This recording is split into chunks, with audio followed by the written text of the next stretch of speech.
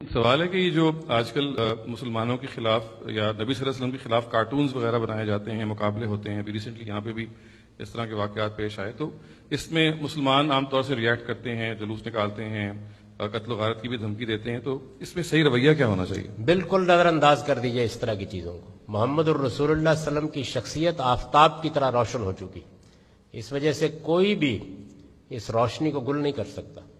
ایسے موقعوں پر بہت شائستگی اور تہذیب کے ساتھ ایسے اجتماعات منعقد کیجئے جس میں آپ رسول اللہ کی سیرت کو بیان کریں، آپ بتائیں کہ وہ کیا ہستی تھی، ان کا اخلاق کیا تھا، ان کا کردار کیا تھا۔ میں آپ سے عرض کروں کہ عام طور پر ہمارے ہاں چونکہ حضور کو کچھ جنگیں بھی کرنی پڑی تو اس کا بڑا غلبہ ہو گیا ہے، ورنہ جو اخلاقی شخصیت ہے وہ بے مثال شخصیت ہے۔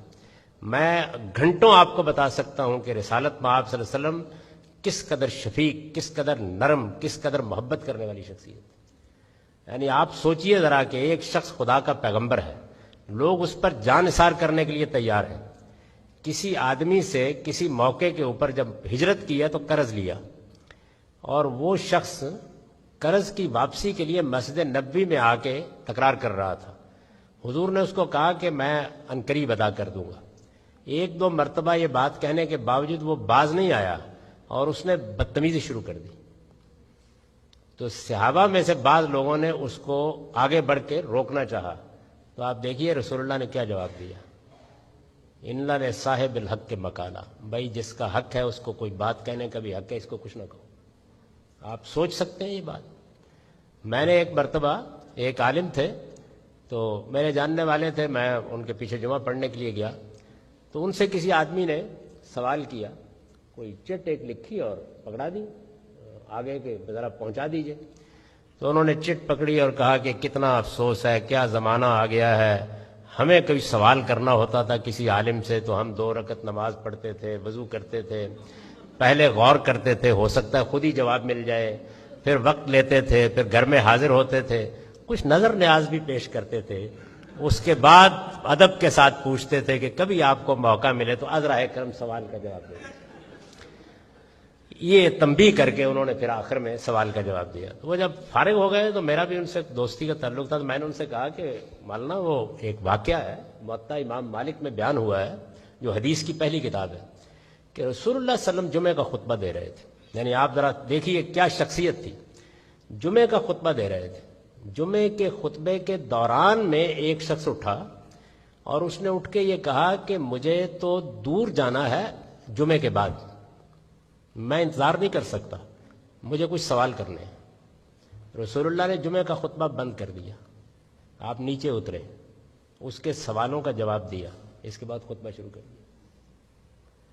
تو آپ تعارف کرائیے اس ہستی کا کہ وہ کیا شخصیت تھی، ان کا خلق کیا تھا، ان کی سیرت کیا تھی، وہ اپنی بیویوں سے کیسے معاملہ کرتے تھے، وہ بچوں سے کیسے معاملہ کرتے تھے، وہ اپنے صحابہ سے کیسے معاملہ کرتے تھے۔ یعنی ایک نرم میں آپ سے عرض کروں، اللہ تعالیٰ کو قرآن مجید میں رسول اللہ کو توجہ دلانی پڑی ہے ذرا سختی سے، جانتے ہیں کس بات پر؟ نرمی کرنے پر۔ یعنی جب آخر میں اللہ تعالیٰ نے فیصلہ کیا کہ منافقین کو الگ کر کے سزا دی جائے گی، تو اس کے لیے تبوک پر سفر کرنے کے لیے کہہ دیا گیا، اور اللہ تعالیٰ کے پیش نظر یہ تھا کہ یہ لوگ جب نہیں جائیں گے تو بالکل واضح ہو جائیں گے۔ وہ آئے، انہوں نے حضور سے اجازت مانگی، آپ نے دے دی، تو اللہ تعالیٰ اس پر تبصرہ کرتے ہیں عفا اللہ عنک لما اذنت، اللہ آپ کو معاف کرے، یہ آپ نے کیا کیا ہے، ساری اسکیم ہی خراب کر دی۔ یعنی نرمی، محبت، رحمت للعالمین ہے۔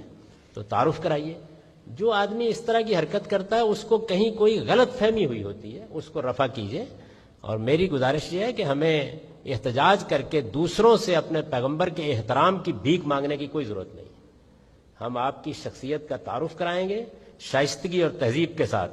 اور میں آپ سے عرض کر دوں کہ دنیا میں شائستگی، تہذیب، صبر اور حکمت اتنا بڑا ہتھیار ہے کہ اس کے مقابلے میں ہائیڈروجن اور ایٹم بم بھی کچھ نہیں کر سکتے۔ تو اس ہتھیار کو لے کے میدان میں آئیے۔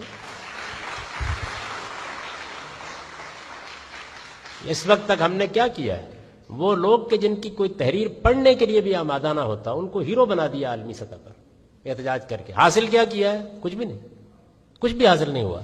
تو اس رویے کو بالکل تبدیل کر دیجئے اور نظر انداز کر دیجئے۔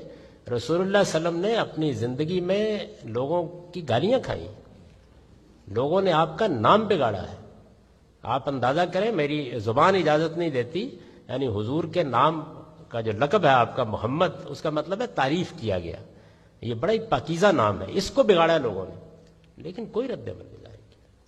اور یہ جو عام طور پر آپ کو بتایا جاتا ہے، یہ بالکل بے بنیاد باتیں ہیں. صبر حکمت کے ساتھ اپنے پیغمبر کا تعارف کرائیے اور ان کے اخلاقی وجود کو نمایاں کیجیے. یعنی اخلاقی لحاظ سے کتنی بلند و بالا شخصیت ہے، یہ لوگوں کو بتائیے.